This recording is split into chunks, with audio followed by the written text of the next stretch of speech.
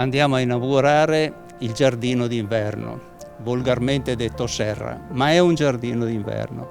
perché è un posto di sosta e di meditazione, perché c'è il riscaldamento, ci sono le statue, quindi era così concepito all'inizio di questo secolo, alla fine del secolo precedente. Per noi è stata una spesa molto elevata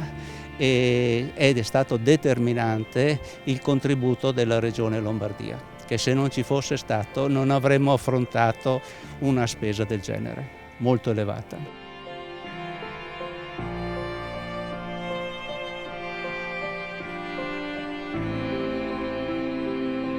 Un tassello in più recuperato, un pezzo del giardino di Palazzo d'Arco, in questo caso un giardino d'inverno in cui veramente io mi immagino ci si possa rilassare al calore del sole che entra da queste bellissime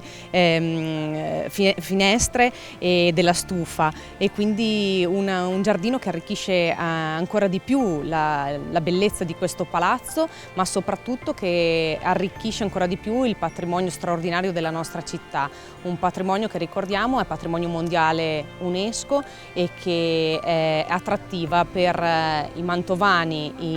i cittadini, diciamo, della nostra provincia, ma non solo, anche da tutta Italia e tutta Europa.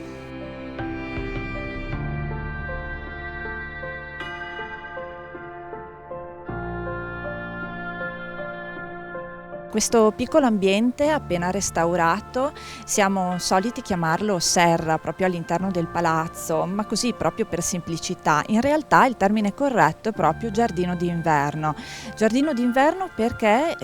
l'allestimento, che è autentico e si è conservato, anzi è stato proprio preservato nel tempo,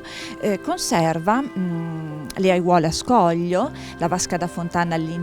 al centro e dobbiamo pensarlo proprio completo di tutte quelle piante che erano proprio messe a dimora direttamente nelle aiuole. Quindi certo ancora oggi d'inverno viene utilizzato per riporre al ricovero dal freddo gli agrumi, però inizialmente le uniche piante presenti erano solo quelle delle aiuole perimetrali. Quindi immaginiamo questo spazio utilizzato durante proprio la stagione invernale per prendersi una tazza di tè piuttosto che leggersi un libro, e quindi un ambiente direi molto familiare e intimo dei Conti d'Arco. Entrando, in effetti il visitatore è subito sorpreso da una bellissima statua in bronzo. Si tratta della Tuffolina di Odoardo Tabacchi e in certi momenti della giornata, quando si è anche un pochino abbagliati dalla luce che inonda la sala entrando dalle vetrate, si può scorgere semplicemente non una statua ma una nera silhouette di una tuffatrice, per l'appunto, che si sta